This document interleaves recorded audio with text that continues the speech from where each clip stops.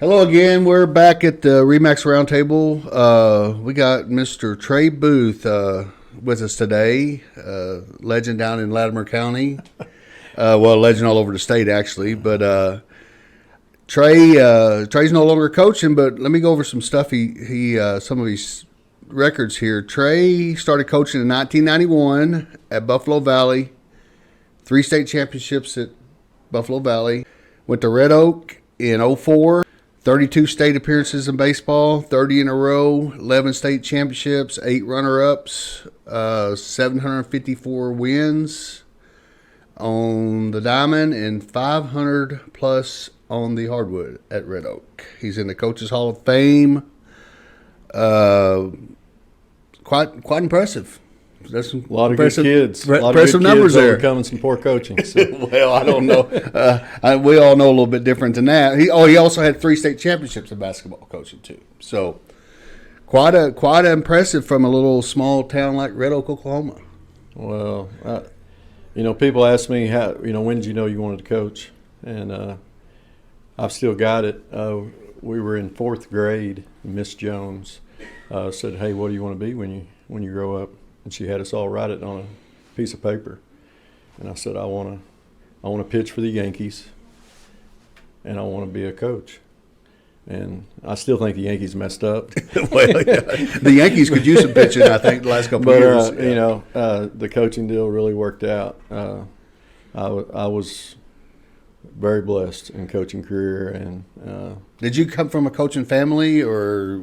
No, my dad coached in the summer. Athletics was always a big part of our house. I had an uncle, John Noah, who's still very active around our community and with our program, and I remember my first watching him play in the 70s under C.C. Gillespie, popping that towel, and I said, hey, I want to be that guy someday, and I was very fortunate to be around some great coaches. And when we moved, we actually grew up in Red Oak, and then we moved to Tuttle, and I was a Tuttle boy, and got to play for Tony Robinson and Pete Sangiardi, 2 Hall of Famers in their sports, and Don Schneeberger. Just was surrounded by great coaches, and I just said that's what I want to do. Did you ever think, obviously when you're starting, you probably don't think this, but I was at Red Oak here, a basketball game a few months ago or whatever, and your name's on the court, and so is Mr. Gillespie's, right? Yes, yeah. I don't know if I belong on the court with his name on it, but that Mr. Dethridge in the community, put my name on the court. That was a great night, and a lot of our players came back, and and I get more joy out of that. Everybody talks about, okay, you dogpiled this many times, you won this championships, but just seeing those guys come back and the young ladies, and they're really good husbands and really good dads, and they're good people, and introducing me to their wife and their kids, and that means a whole lot more to me. It feels good to see them succeeding and growing up. Succeeding in life is way more important than any championship we ever won. Well, I mean, that honor, obviously, the court and being named, that's it's quite an honor, but it's well deserved. I mean, that's just you put in the time. You coached for 30, how many years? 32? Are we really supposed to? I started when I was 20. I was 20 years old. First day on the job at Buffalo Valley. I have no idea why they gave me the job. Larry Stacy, LaFleur County boy, was actually at the interview. He was going to get the job, and I'm just a young, dumb kid, which that hasn't changed much, but he went in there and told them they should hire me. Really? And they were going to hire him, and I would not have got my first job had it not been for Larry Stacy. Buffalo Valley probably, I'm not sure there for quite a while that they were very happy with Coach Stacy, but I went through a trial. When I was young, I struggled with addiction, and I was not a very good coach. I was in it for the wrong reasons. I think sometimes as we go down our path, and thank goodness that the Lord intervened and helped me get on the right direction. We have we have to have a GPS, and if your Lord's not your GPS, then you're on the wrong path. But I was, struggled with that, and it was all about me. Wasn't, we won. We did some good things. I loved my time at Buffalo Valley. Some wonderful, wonderful people and great young men. But, my first 4 or 5 years, I should, whatever dollar I got, I should pay it back double. Right. But and eventually, Well, that's a learning experience. I mean, you learned a lot. Oh yeah, just from, I was, I was a kid, a kid raising kids. I was a single dad with 2 kids, and so I had a 2-year-old and a 1-year-old, and we were traveling everywhere, and can't imagine. They turned out a lot better than they should have. So I got some great kids, but. My time there was special, and finally I realized that, okay, my job is not only to win some basketball games and baseball games every once in a while, but I really need to try to make an effort to help boys grow into men, and that became a focus for a long time, and eventually, as I found my faith and got deeper into my convictions, that when did it hit you? Hey, I gotta change something. I'm down the wrong road here. I mean, really, well, was that real early in your career, or just kind of slowly? Or no, I mean, I think a lot of my friends probably didn't know, that. I give my testimony now, but. I had a painkiller addiction at one time. Drank a little, a little emotional. Take about your time, that, yeah. But excuse me.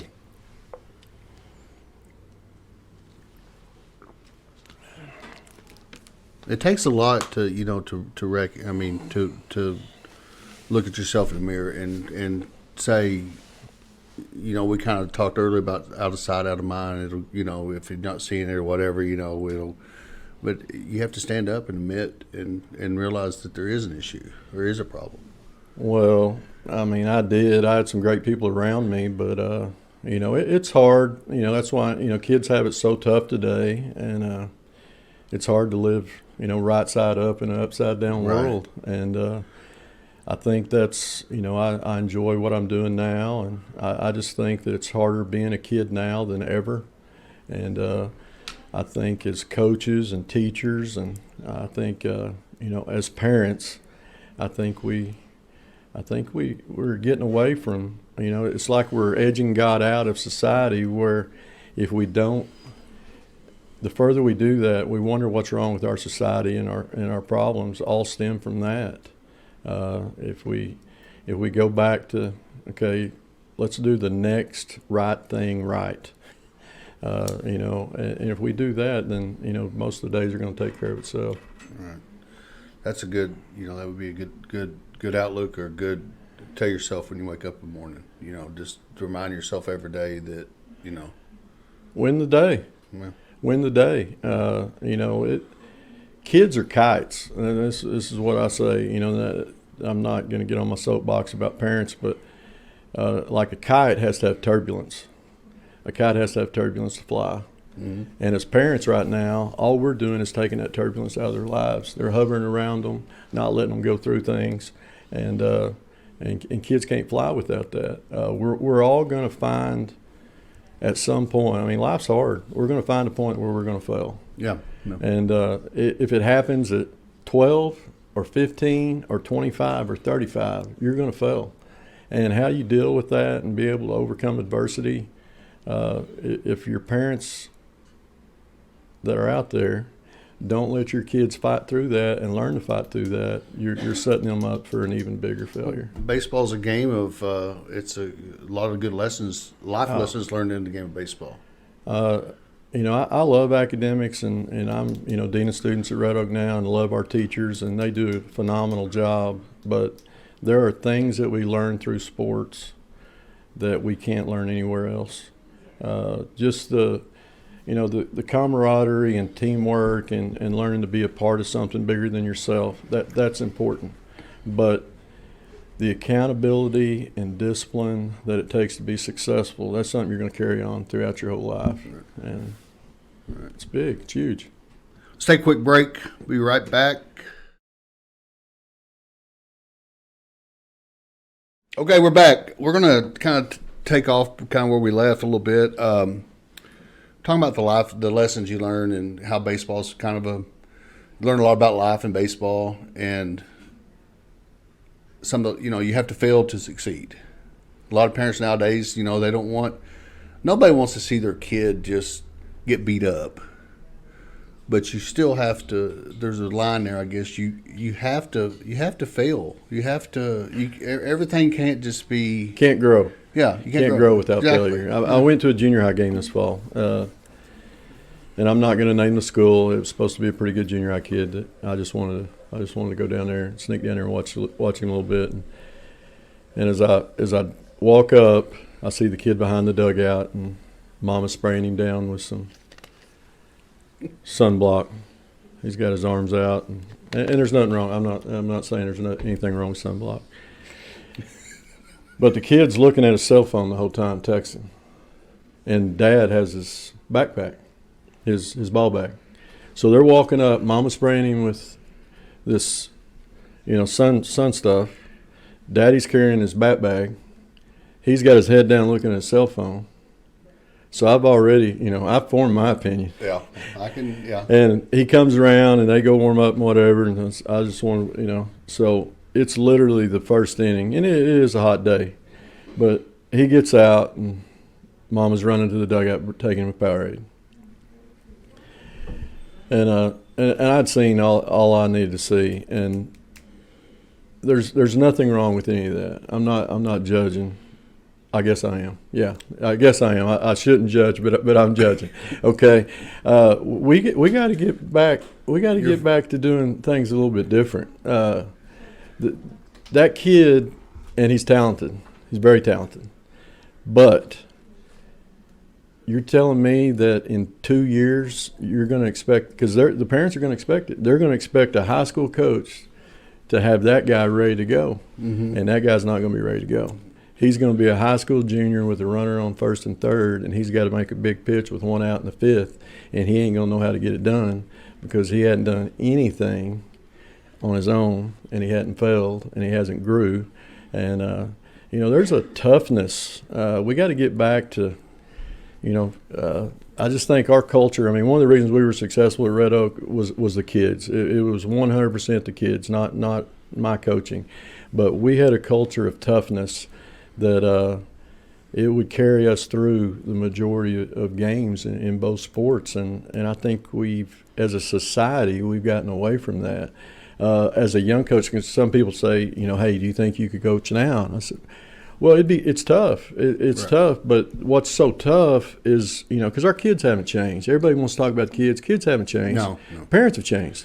We probably were told, the generation ahead of us was probably saying, what's happened to this one? I see that. But, the younger coaches have it tough because we are such a soft society now and soft parents that how can you have a toughness culture if parents aren't going to allow you to have your kids grow and grow up into a tough. I don't think soft ever was used in the same sentence with Red Oak baseball. I hope not. I think that one of the things we pride ourselves on the basketball court and everything is just being hard-nosed, because people talk about talent, and we were very talented. We were very very blessed, and we had some gifted kids.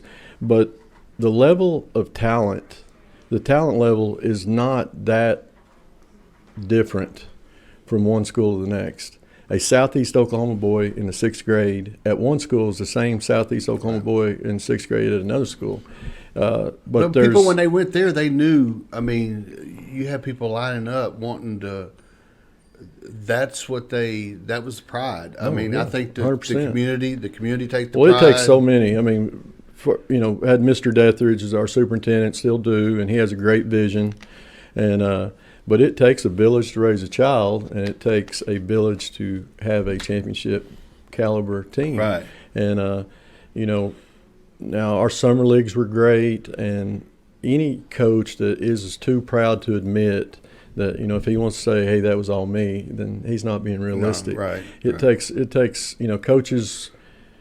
Sometimes they get too much credit, but they always get too much blame. Right. Right. That's just the nature of the beast. But it takes a lot of people and kids. But you guys have it all the way down to Third grade when they start dribbling the ball the first day on basketball practice, third grade. You can watch our buses pull up and you see 40 bat bags get off. Right. Then you got some kids coming. And, right. That's you got a high school baseball game going on, and then down there behind right field you got 30 kids playing wiffle ball and stuff. And you don't. There's not a lot of that around. You don't see that much anymore. No. A lot of kids, their thumbs work good and things like that. But it's too hot. I don't want to. Even siblings. I don't want to go watch brother play today, or it's too hot. I'm going to stay home and play on the computer. It's just you don't see the dedication. But that's kind of in the water at Red Oak. I mean, I was raised. It probably wasn't. I mean, you have. It wasn't just me. It was a lot of people. Your philosophy and your backing 100%. I was raised by Bill Booth Jr. and one of the values, the biggest value that he taught me was just work ethic, and his whole deal. He'd wake you up at 5 o'clock in the morning and say, you're going to go to work, and the first thing out of my mouth is, do I have to? And the next words out of his mouth is, no, you get to. You get to. And I think we've kind of gotten away from that. We don't really understand the difference. I don't know what age that I became where I understood that get to is right. a good thing. And but right now we are in a have to generation. That they don't understand all the things available to them, the things they can do. Travel ball. It's just. And here's my take on travel ball. I mean, I think it's great that we're playing games and doing some things, but our competitiveness is at an all-time low. Our skill level is at an all-time low.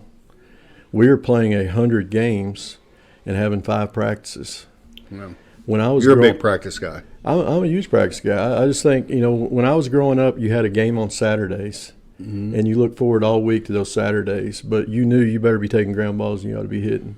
And now we've gotten away from that. Well, and then as they get in high school, as coaches, one of the things you fight is, just their ability to just really compete. Right. And if you go play 12 games on a weekend and 4 of them are in pool play that really don't matter, and then they play 2 more games and then they're entering the tournament, and regardless of what happens, they're going to go eat some ice cream after the game. There's a lot of green thrown out there, and that's kind of a ton. And I understand the travel ball part of it, but I think I go watch a game and we can't hit a cutoff man. We can't bunt. You're like me. Baseball's a game of inches and little things. And it really is a game of inches. I mean, and doing those small things and doing them right, and if you're not just a baseball, ate up with it, you don't notice a lot of that stuff. I watch games, major league games now, and I see major league players not doing the fundamental things. So overthrowing a cutoff, letting the runners advance. I was always big on those things. Well, baseball's so hard to play. You can take a 8-year-old and they can dribble a basketball and go out in the backyard, right. And they'll make a basket and feel good about themselves. So right.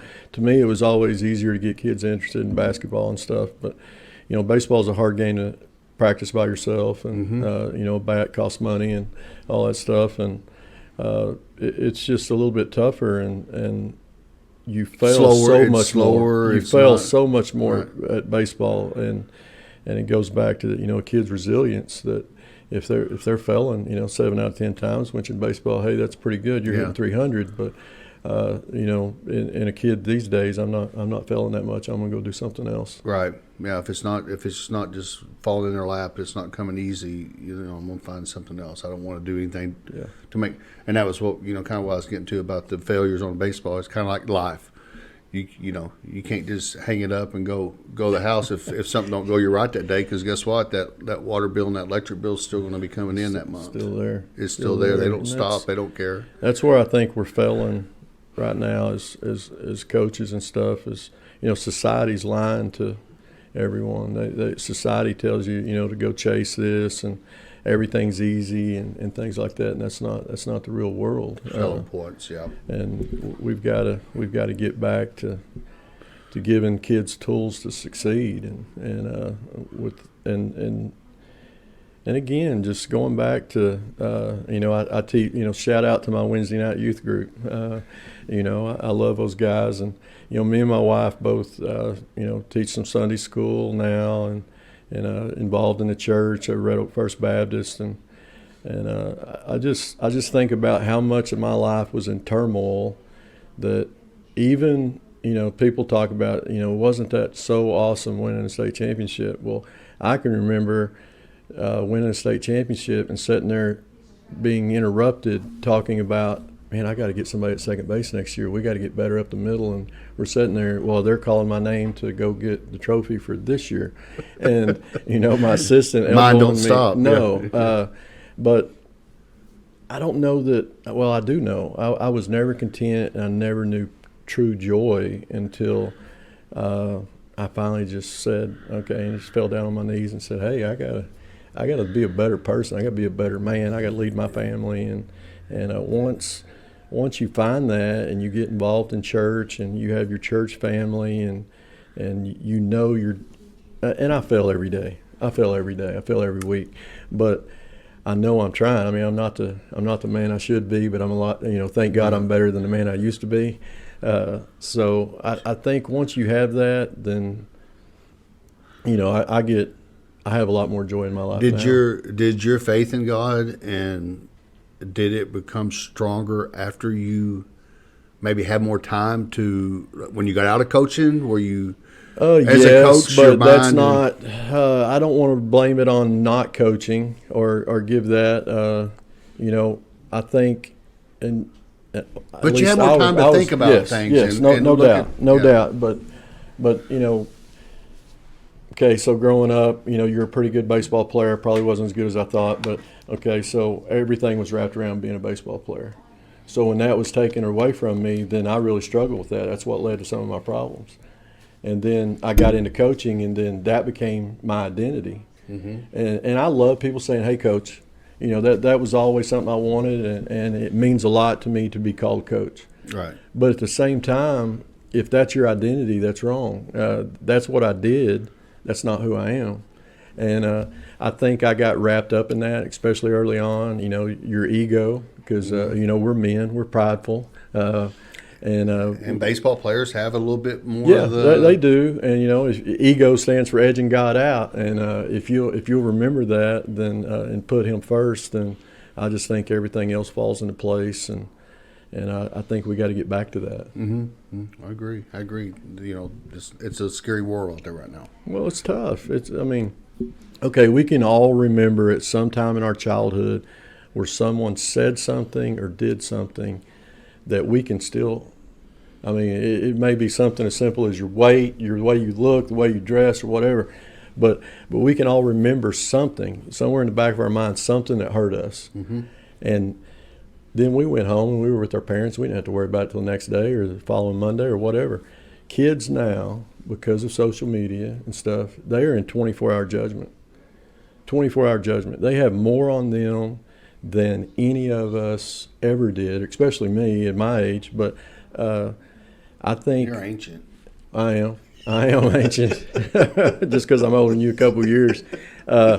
Me and Kevin actually played against each other, and I was a senior when you were. Yeah, I'm a 90 year. Yeah, I was a freshman, I guess. And I remember playing a couple of games, and then cause I even had somebody ask me about 6-on-6 basketball, and I said I coached 4 years of 6-on-6 basketball. I love 6-on-6. My wife played her senior year was the last. They won the state championship the last year of 6-on-6 at Bacola. Yeah. Yeah. So we probably 95. I know we scrimmaged them a bunch. 95 was Coach year. Turner was there, but we played in the last tournament of champions, last 6-on-6 tournament champions at Dale City at my time there at the Valley. And I love 6-on-6 basketball, but I love anything. I mean, I'm a competitive person.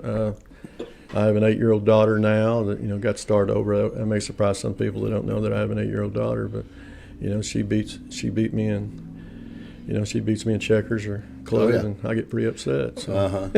Yeah. Competitive person. Let's take a quick break. We'll be right back. We are back at Remax's Roundtable. So what's Mr. Trey Booth doing since he hung the whistle up and clipboard and the ball bag, and what's he doing with all of his time now? Well, I have an 8-year-old, Chantry, and that definitely keeps me hopping. And you know, my wife Brace, we both teach at church and very active in Red Oak First Baptist. But I'm dean of students at Red Oak School, and you know, I love Red Oak School. I love our community, and you know, whatever I can do, I still owe them no matter what I do for Red Oak. And have you picked up any hobbies in your personal life that you didn't have before? Or I just love kids. I've you know, people talk about ornery kids. I even love ornery kids. I was one, so I know they need it. And you know, when I first, I can remember, you know, we were talking about Coach Long earlier, and you know, different people that was really influential, different coaches. Obviously, you know, Coach you got Long. to spend a few years with Coach Long down at Red Oak. Yes, got to coach Chance his senior year, but you know, when I first started coaching, you know, Chris Gibbs at Rattan, Coach Long at Cameron, Merle Bowen at Asher, Billy Jack, and you know, Eddie Collins at Latta. All those guys on the all-time wins list, which my first, you know, I added to their win list quite a bit. I padded their stats, but you know, those guys were very influential. But I can remember one individual story with Coach Bowen, who set me down, and he says, "Hey, you have some hobbies? You like to hunt?" I said, "Yeah, I like to hunt." "You like to fish?" "I love to fish. That's the thing I love to do. I love to fish." And he goes, "Play golf?" I said, "Well, not very well, but I love to play golf." And he says, "Yeah, I beat those guys 6 days a week." and he was just coming at me that, hey, if you want to, because I'd asked him, you know, okay, tell me the secret sauce.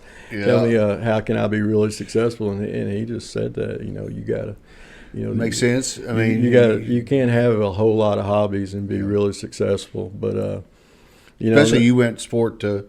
You had no off season. Oh no off season at all. That's what, you know. I'm 54 now, but at Buffalo Valley I coached third grade up, boys and girls. So about my first 12 years of coaching was, you know, some dog years. Right. So but you know, I'm thankful for that. I really am. I got to coach a lot of games and be around a lot of kids, and that's why I'm really appreciative, and I really enjoy being dean of students. I think we have school at Red Oak. I think Good.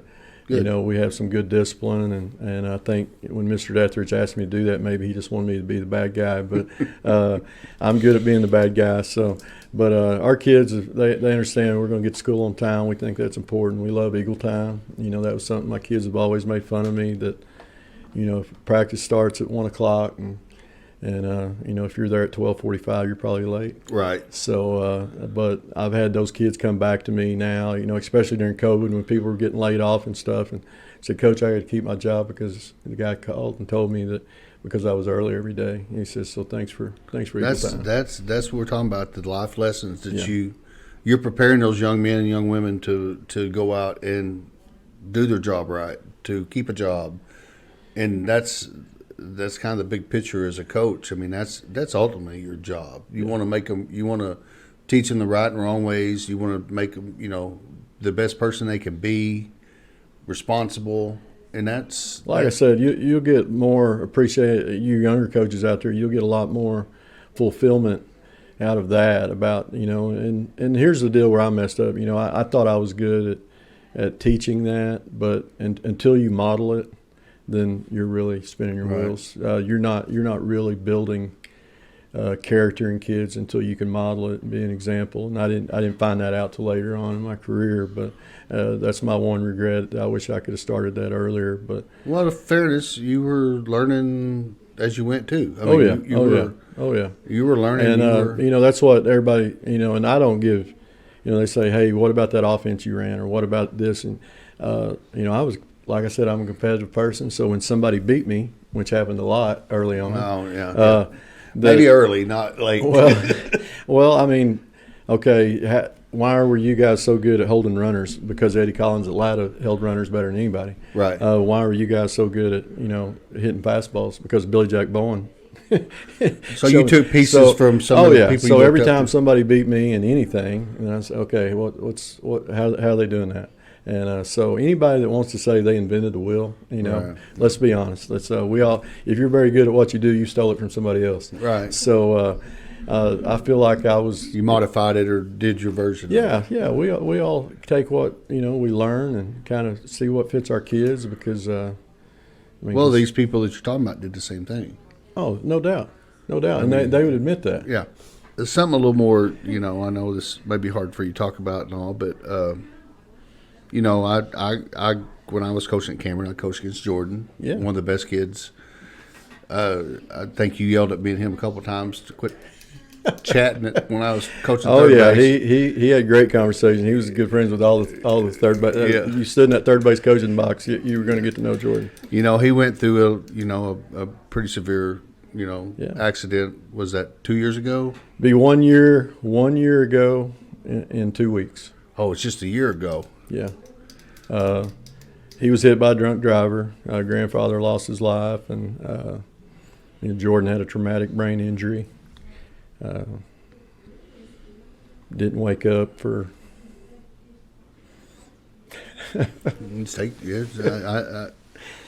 Didn't wake up for 12 days. And we're going to take a quick break here. Okay, we're back. We had to take a quick break there. Some pretty deep, emotional. Well, it's stuff. tough. It's tough for me talking about Jordan and his accident. You know, something I do want to share is, you know, just going through that as a parent, because we all, you know, the least little thing of our children. We care about so much about our children, but just that having that rock, that faith that, you know, that he's in control, because I've struggled with that my whole life because I'm a control freak. Right. You know, I always want things to happen when I want things to happen and go by my plan, but it's you know, and I can give my testimony that your life will be much better when you follow his plan and trust in his plan. You know, but the doctors, when he was going through all that, and you know, he didn't wake up for a while, and then, you know, when he did, then we didn't have a lot of activity, and the people that, you know, I hear people say, you know, now I have just, you know, him going through the rehab and seeing those other people, you know, he was in there with a bunch of other people going through the rehab of traumatic brain injuries and stuff. And I hear people say now that, well, I can't do that. That's hard, you know, and you know, I can't quit smoking, or I can't quit drinking, or I can't quit doing this. It's, you know, give me a break. That's not hard. No. That's not hard. Watching your son have to learn to walk again, seeing those people in that rehab facility having to learn to do simple things such as stacking cups, and you know, that's hard. Mm-hmm. That's hard. So don't come at me with your everyday problems and saying that's hard, because I have a whole new. His motor skills, we had to kind of start. Oh, completely over. You know, he's a year out. He ran a mile straight through. I shouldn't say run, you know, but 19 minutes. But it was the first time he'd made a mile without stopping yesterday. That was a big deal. And was you running with him? Oh no. That's what I told him. You know, he's coming off a severe injury, and he's still got me beat. But you know, the doctor constantly talked to us about, you know, growing up in athletics, and, you know, his toughness and resilience and, you know, fortitude and stuff, how it helped him through certain things in certain periods of that life. You know, there were so many God moments in that whole deal that is just, you know, and I get emotional talking about them. I've talked to you He guys shared some of them during, off there, and it's amazing. You know, there's just 3 or 4 really big things that I hope to be able to share someday with anyone that would like to listen. But, you know, one of the things that you'll get a kick out of this as a baseball guy, he wasn't able to verbalize yet, and they were telling us to go in there, and me and his wife Britt would take turns. They wanted us to say things around the room, and just clock, cup, just to have him word associate, and and he hadn't responded at all, and we'd been doing it most of the day, and then we did some the next day, and then I was just running out of things to talk about out in the room, and we do it like a 2-hour, as much as we could, just everything in the room. So just out of the blue, with me not knowing what to say next, I just so what's that mean? He hit away. He answers it just as plain as day. He goes, hit away. Wow. And that was our sign at Red Oak. If I just clapped my hands down there at third base, it was hit away. From of course, my daughter. Jordan always got he always you always want him to swing the bat. But my daughter, being who she is, raised in a baseball household, the first thing she wants to know is did he know the indicator?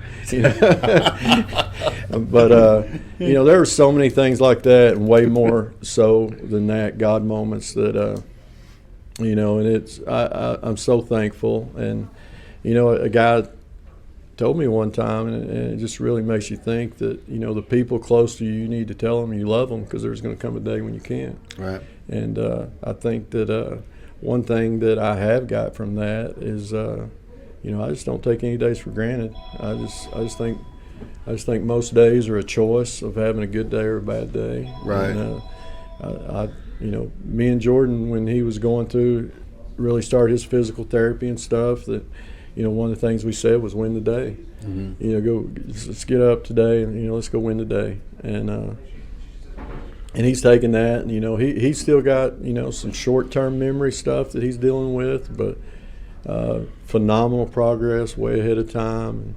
And we're going to Worcester tomorrow night to watch a ball game, or tonight to watch a ball game, and that all that community. I know you had all kinds of support. I mean that.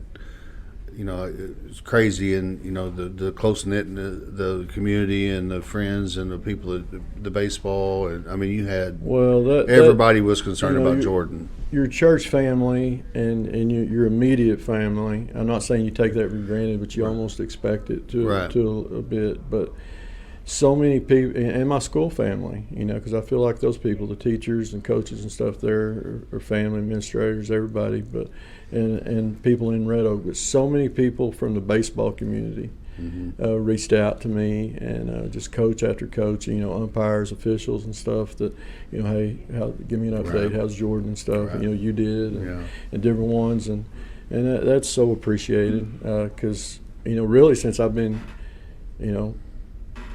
out of coaching, the relationships that you built with coaches and stuff are probably what you miss the most. Right. I agree. Your everyday camaraderie with the kids, I still get that some through being dean students and stuff. I get to see them, and with our church and stuff. And but mainly just getting to have that relationship with the coaches is what you miss most. And people laugh because I miss practices. Yeah. I loved practices. I love practice time. I love making practice plans, and what I miss the most about just the coaching part of it is kind of game planning a little bit, and our practices, and with playoffs coming up here pretty quick in basketball, that's always. You talked about the smell of a gym when you walk in. If you knew it was going to be a really good game, there's nothing like walking into a gym and seeing your kids, ready to get after it and stuff. That toughness and competitiveness.